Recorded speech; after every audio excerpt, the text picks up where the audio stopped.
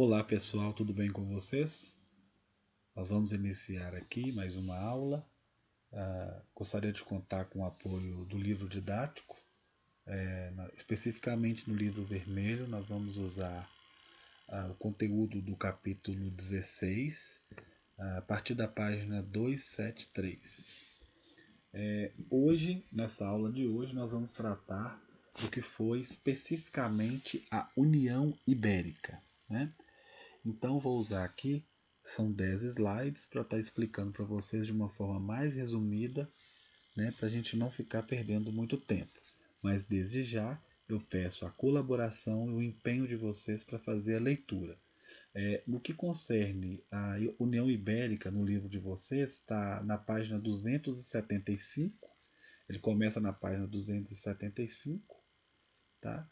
E termina na mesma página, tá? Que é muito importante fazer a leitura desse trecho, ok? Então vamos começar. Vamos então definir o que é que foi a União Ibérica, né? Lembrando, gente, que a gente pode chamar de países ibéricos Portugal e Espanha, né? A gente consegue entender, acho que a gente já falou isso antes nas outras aulas, né? Mas é aquilo que a gente pode entender por países ibéricos ali na Europa concerne a Portugal e Espanha. Então, a União Ibérica ela foi o resultado da união de duas dinastias dessas duas nações, tá?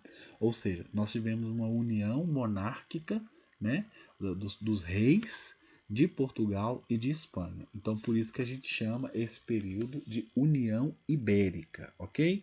Então, no ano de 1578, vou dar uma pausinha aqui, só porque vocês percebam que a gente está estudando esse período, né, que concerne ao descobrimento aqui do caso de Portugal, do Brasil e da Espanha, daqui dos nossos vizinhos, não é isso? Então vocês percebam que a linha de tempo que nós estamos trabalhando, até hoje, ela está caminhando de 1500, né? Ela até de vez em quando eu joguei um pouco para frente, mas percebam que ela está sempre centralizada aí nesse século XVI, tá? Então, no ano de 1558, durante uma batalha, o rei português Dom Sebastião ele desapareceu. Inclusive, ele desaparece com uma grande parte da sua tropa, tá? Bom, isso iniciou uma crise de sucessão do trono português, tá? Ou seja, se você perde o rei, né, você vai substituir pelo príncipe. Mas o que acontece? O rei Dom Sebastião ele era muito jovem. Então, por ele ser muito jovem, ele não tinha deixado um descendente, né? Porque era normal que se tem um ditado muito famoso que é o seguinte: rei morto, rei posto. Então, se você não tem quem suceder, isso vai gerar um grande problema, não é isso? Então, como ele não tinha descendentes, nos 2 anos que se seguiram a 1578, ou seja, então 1580, o cardeal Dom Henrique, que era tio-avô, assumiu o trono, né, o Estado português. Mas logo também ele morreu sem deixar herdeiros. Lembrando que cardeal é um título da Igreja Católica Apostólica Romana, né? As pessoas da igreja, né, o clero, não pode ter filhos, lembra? Então, olha para você ver. Ok, ele foi substituído por um parente, né, o tio-avô, mas esse tio-avô também morre, né? E, obviamente, por participar, por ser um membro do clero, ele não tinha filho, né? Então, nós vamos continuar tendo problema aí no trono português, né? Bom, imediatamente, Filipe II, que era rei da Espanha e neto do falecido rei português, Dom Manuel I, né, se candidatou a assumir a vaga. Para alcançar o poder, ele chegou a ameaçar os portugueses com seu exército, né? Bom, com a vitória, né, estava tudo desorganizado, o Filipe II vai vencer, né, essa ameaça, essa pressão bélica, militar, ele vai vencer, né? Então ele vai assumir o trono português.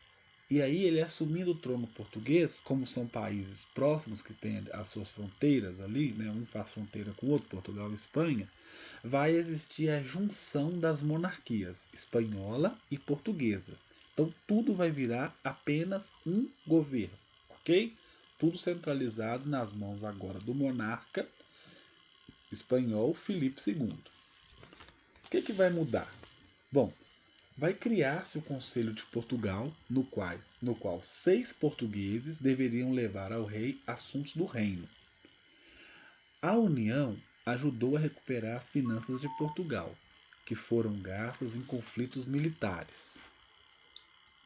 O rei Filipe II, viu gente? Permitiu que Portugal mantivesse sua autonomia civil, militar e eclesiástica. Eclesiástica é religiosa, que obviamente a Igreja Católica como, né, a religião oficial do Estado português. Bom, quais foram as vantagens desta União Ibérica? O livre trânsito entre Espanha e Portugal. Tira-se a fronteira nesse momento, né? Então você tem uma liberdade de circular nesse território. Existiu também a suspensão do Tratado de Tordesilhas. Se vocês não lembram do Tratado de Tordesilhas, é por ele, pela existência dele, né, um tratado feito entre Portugal e Espanha, ali durante as grandes navegações, é que nós temos América Portuguesa e América Espanhola, ok? Bom, com a suspensão do Tratado de Tordesilhas, isso permite que a Espanha avance, né, muito além do meridiano, né, daquilo que foi combinado dentro do Tratado de Tordesilhas, que era dividir, né, as terras descobertas. Então, se a Espanha pudesse avançar, isso não geraria nenhuma repressão, nenhum conflito, né? Uma vez que agora era um só corpo e uma só carne, Espanha e Portugal, tá ok? Bom, quais conflitos que isso vai gerar? O rei Filipe II ele vai entrar em conflito com vários países europeus, como a Inglaterra, a França e a Holanda. Né? Obviamente, gente, se ele está entrando em conflito, né? Se esse rei está entrando em conflito com outros países, quando ele tiver uma reação civil, militar, né, de conflitos comerciais, qualquer conflito de qualquer natureza, obviamente que isso vai respingar em Portugal. Né? Se agora é tudo junto, né? Então obviamente isso vai respingar. Bom, o rei Filipe II ele tentou obrigar os holandeses a abandonarem o protestantismo calvinista. Vocês lembram que nós vimos as reformas religiosas, né? Então, para quê? Para implementar novamente, para voltar na Holanda, no caso, o catolicismo, tá? Bom, assim, os estados do norte declararam-se independentes do domínio espanhol. Então, alguns estados do norte, né, vão se declarar independentes, vão querer se livrar, né? Bom, o rei Filipe II ele não aceita a independência e aí vai se iniciar uma guerra que vai durar 80 anos, né, até que a Espanha reconheça a independência da Holanda, tá? Então ali que ela começa a perder esse território, tá bom? Tudo por causa dessa tentativa de colocar de volta, né, a Igreja Católica como religião oficial. Tá vendo que as reformas protestantes elas vão gerando desdobramentos diversos, né? Bom, além disso, a Espanha ela vai interromper o comércio entre a colônia brasileira e a Holanda. Lembra que a gente tinha aquela relação de metrópole e colônia? Agora, já que Espanha e Portugal é um só, o rei Filipe II está controlando a situação aqui na colônia brasileira. Então ele vai interromper o comércio entre a Holanda e a colônia brasileira. Né? Além disso, a Espanha, que esteve em guerra também contra a França, né, vai sofrer várias invasões francesas no Brasil, né, que agora pertencia a eles, né, a Espanha.